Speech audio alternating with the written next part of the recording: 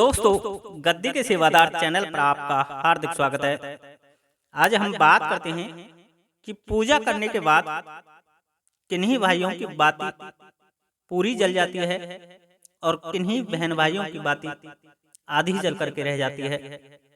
आखिर ऐसा क्यों होता है?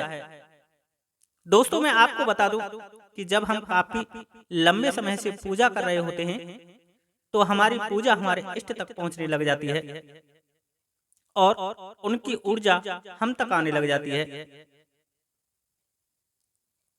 अब यदि वह सकारात्मक रूप में आ रही है तो वायु रूप लेकर के हमारे पास तक आएगी,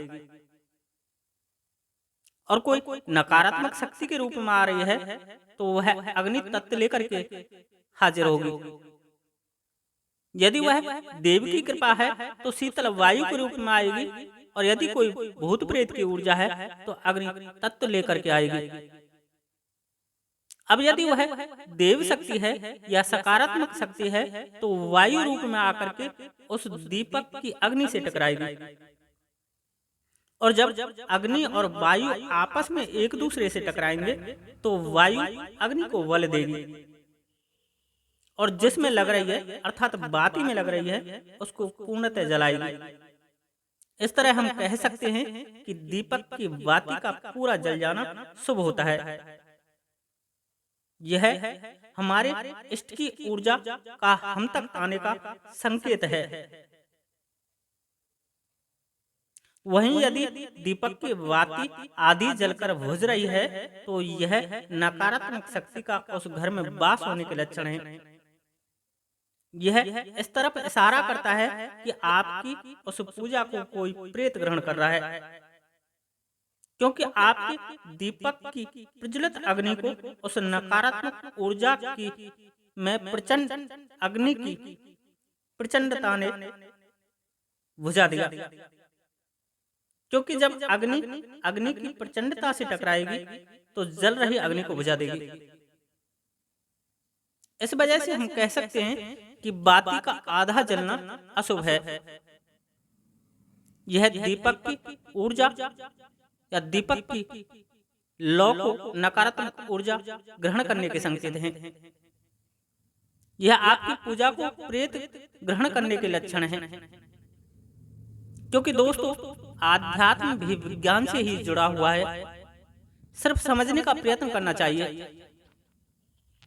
दोस्तों, जीवित प्राणी 5 तत्वों से बना होता है।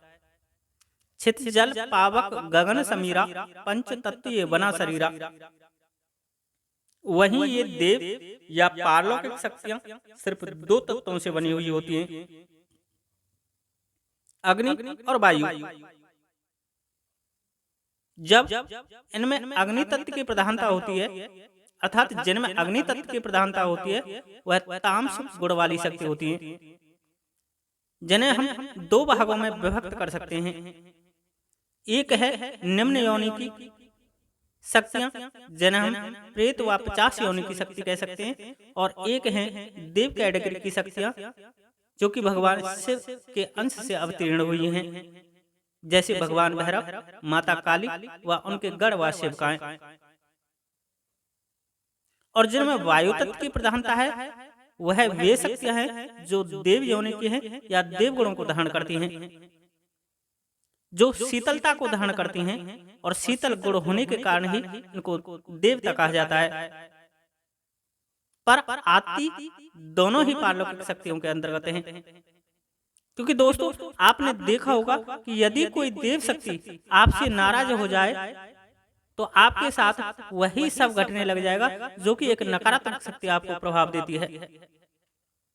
सिर्फ तंत्र के क्षेत्र में आपको इन तत्वों को समझना होगा। जब आप वायु तत्व और अग्नि तत्व को समझ जाओगे तो नकारात्मक व सकारात्मक शक्ति को भी जानने लग जाओगे, और दीपक की बाती जैसे तमाम रहस्यों को भी समझने लग जाओगे। जैसे ही दीपक की बाती में फूल बनने या कोई आकृति बनते देख आप लोगों को खुश हो जाते हो, परंतु कभी आप अपने आप से पूछना कि क्या आपके जीवन में सब कुछ सही घट रहा है? उत्तर होगा नहीं। जबकि तुमने तमाम वीडियो में सुना होगा कि दीपक की बात में फूल बनने का मतलब आपकी पूजा आपके इष्ट तक पहुंच रही है, जबकि दोस्तों ऐसा नहीं है। इस रहस्य को मैं आने वाली वीडियो में जरूर बताऊंगा।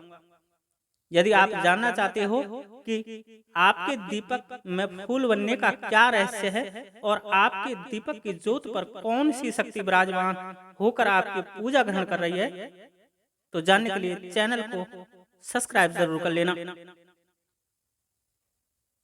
आज के लिए इतना ही। वीडियो अच्छी लगी हो तो लाइक करें, शेयर करें तथा अपना सुझाव जरूर दें। जय श्री राधे, जय श्री कृष्णा, जय माता की, जय गद्दी के सेवादार की।